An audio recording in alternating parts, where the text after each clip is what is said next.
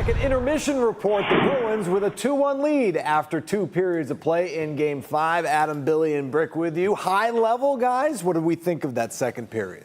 Better. I mean, listen, I'm thrilled that they're up at the end, at times, again, chances to score some more, but there was a lot of push from the Florida Panthers. I will give Florida coach Paul Maurice credit. He utilized that TV timeout well to get his focus, his team's focus where it needed to be. Yeah, immediate response and a battle win in a scoring area by Reinhart against Lindholm, and he finishes, short side off the post.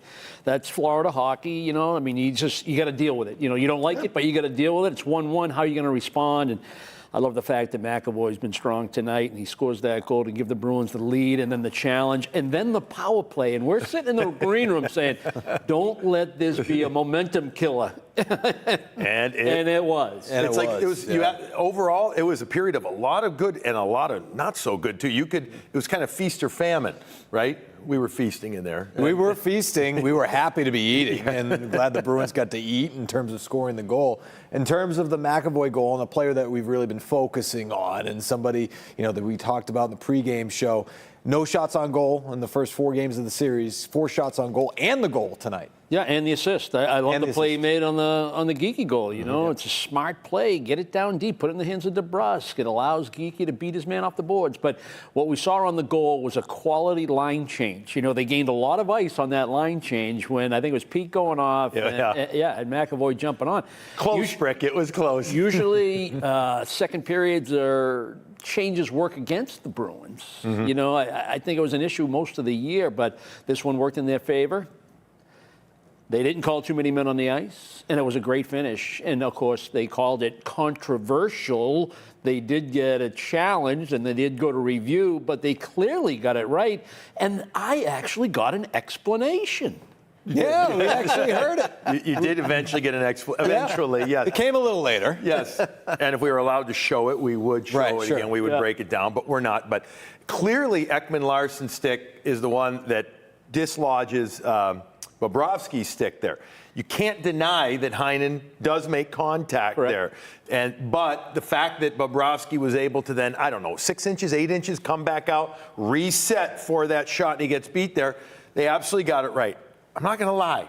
I did not think it was going to go their way, but I hadn't seen the Ekman-Larsson dislodging of the stick. We kept saying, we also thought originally that he dropped the stick after it got bumped a little bit. So it was also, we felt a little bit of the onus was on Bobrovsky. But once we got a good overhead, we completely saw it, then it was clear. Yeah, the combination that it was Ekman-Larsson's stick that dislodged the stick, or he just dropped it, one or the other. It doesn't matter, but it wasn't Danton Heinen. Right. And his contact had already gone by. And to your point, Billy, he had an opportunity, the goaltender, to reset. He's got a chance to play his position, and whether he has a stick or not. Had Heinen knocked it out of the stick, maybe we have a different conversation. But clearly, that was a good goal. Had the Bruins cross-check one of the Panthers players into Bobrovsky, they would have been fine too, right? I mean, that's the standard that's been set in this series. In terms of the power play, guys, what needs to be better? After, I know we only have a few minutes, but, again, high level. Sure, I'll take it. Yeah, move the puck quicker. It's that simple. I think they got a little stationary. They held on to the puck. They're looking for a play. It should be automatic. There should be cues that you have as a 5-man group. As soon as this happens, this is going to happen, or this is going to happen. Here are your 3 options. Let's create the 2-on-1 with those 3 options, and you move the puck quickly, and you move. If you move, you break down the structure of the penalty-killing unit. A lot of hesitation, a lot of indecisiveness. Big time. And they you overhandle it 1,002. The next thing you know, contact or at least closure. The Bruins have this innate ability at times, especially late in the season, Brick, where they make the opponent's penalty killers look real quick, real sharp, because they're reading the play. They've scouted it. They see. They've got their reads too, right? So they'll reverse pinch, whatever you want to term it. And then the next thing you know, the Bruins go from being, all right, let's just to like this. They're wide apart. And they've got no passing lane and no good passing angle either. Now, I'm always a fan of a guy that takes ownership of the power play, that commands the power play. Not all plays have to go through him. Back in the day, playing with Ray Bork, he was on, he started every power play. And he wanted to shoot, right? I mean, He had a great shot, but he wanted all the plays to go through him. But he knew he had 4 other really good players out there, and then if they were going to concentrate on him, play 4-on-3 without me. And I want somebody to take ownership of that power play. I think they hope no matter low which right. group it is. I think low right. They hope it could be. I don't know if he's there yet. I'm looking for it, and that's part of that maturation process that I'm watching in Charlie McAvoy. I think he can get there eventually, But that's what we were looking for after the challenge, power play. We talked about it in the first intermission. Yeah. Keep stepping on them, keep pushing, keep going. That was an opportunity, and they fell flat. If you look at the amount of passes and the quickness of passes of good opponents, right? Whether it's Florida, we talked Tampa near the end of the regular season on the power play. How many consecutive passes they make? And the Bruins are literally trying to catch up to the play. The Bruins did that for a short period of time. Then at the end of the season, the power play started to go south again. They hold on to it too much, and it's not quick enough. And certainly not trying to produce this between period segment. But, Swayman not gloving the easy shot. That was the first thing. Helped lead to that goal that was scored by Reinhart. But how good was he during the power play? He had to make 3 or 4 saves on the shorthand. Yep.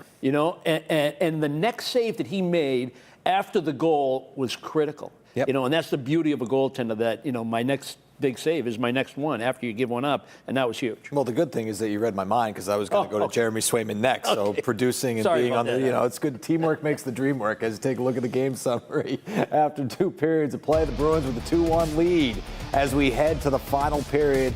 The Bruins still out shooting the Panthers, but the Panthers had the edge in the second period, and we see Florida taking over in the face-off circle as well with a slight edge after 2 periods. So that's the story. Quickly, if we have time, just keys, moving forward. Just win. We talked after the first. Yep. All they have to do is win the second. That's all they had to do. Yep. Now just win this third. I know, easier said than done. Keys, don't waste your time. If you get the puck, I highly recommend you don't pass it to the opponent wearing the other jersey. Yep. I'm kidding right there, John. It's good analysis. Yes, right there. But know where you're going with the puck and be strong with it. Nothing soft. Don't waste it. Don't waste an opportunity to clear. We know that they've been doing well. They, being Florida, is a very good face-off team. But if you have to, get it down the ice to kill the play. Nothing soft, especially to the middle of the ice, and win your little battles. Keep calm and keep poised, especially when you get your next scoring opportunity. It hurt them in Game 4. It hurt them a little bit when they had the brusque breakaway and then the follow-up by Frederick. Frederick also had another chance. Puck jumped on him a little bit on the pass from Coyle. Yes. Relax in those scoring areas. Bury your next chance. Extend the lead. Let me ask something. They've been going a lot low on Bobrovsky, right? We've seen him have a hard time with up high. Easier said than done, sitting here at the desk in the heat of the moment and everything. But look for that, right? You got to. Where McAvoy went. Yeah. All right, that'll wrap up the second intermission report. Next time you see us, it'll be on NESN for post-game coverage. Enjoy the third period. Hopefully have some good news here on NESN following the game. We'll see you then.